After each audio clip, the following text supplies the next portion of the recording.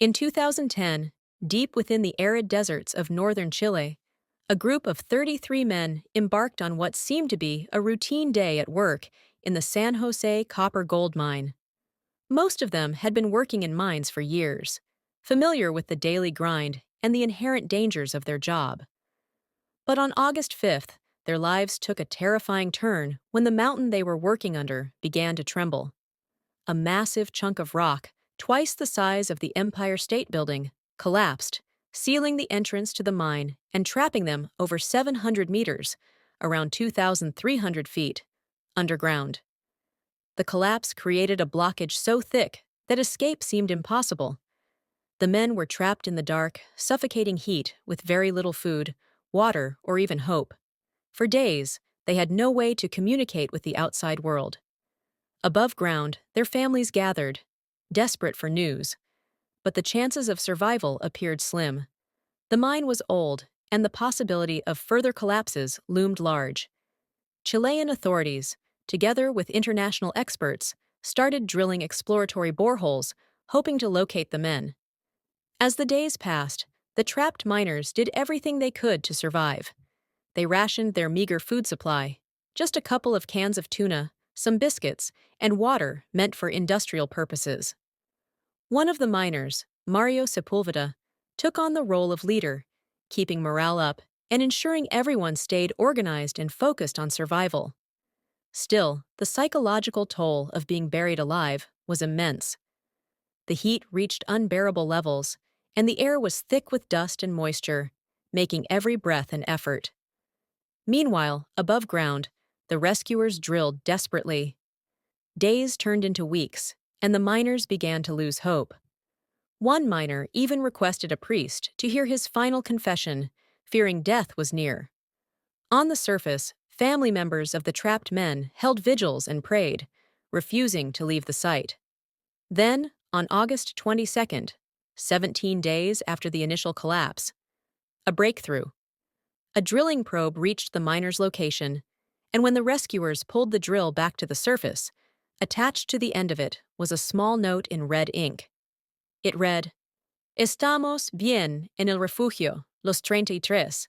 We are well in the shelter, all 33 of us." The world exploded with joy.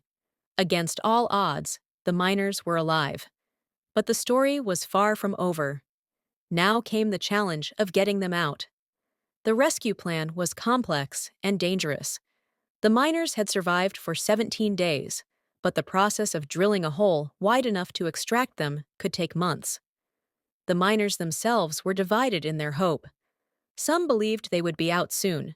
Others feared that, after surviving so long, they would die before they were rescued. As the days dragged on, the Chilean government, along with experts from NASA, devised a plan to bring the men back to the surface. They built a specially designed capsule, narrow and sturdy, capable of withstanding the journey through the narrow shaft.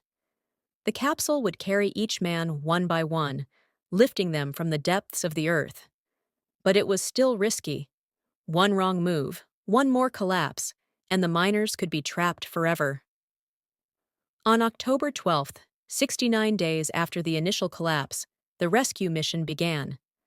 The world watched as the first miner, Florencio Avalos, was brought to the surface. His tearful reunion with his family was broadcast live, sending waves of emotion across the globe. Over the next 24 hours, each of the 33 miners was slowly lifted to safety. Mario Sepulveda, the group's unofficial leader, emerged from the capsule with a jubilant shout and a bag of rocks as souvenirs for the rescue workers. His humor and spirit, even after enduring such a harrowing experience, became a symbol of hope and resilience. One by one, the men were freed. Each one of their stories of personal struggle, of hope and fear, of camaraderie and courage, touched the hearts of millions around the world. Despite being trapped for more than 2 months, every single one of the 33 miners survived. This story is not just about a miraculous rescue. It's about the power of human resilience and the will to survive. It's about teamwork, both above and below ground. It's about hope in the face of darkness.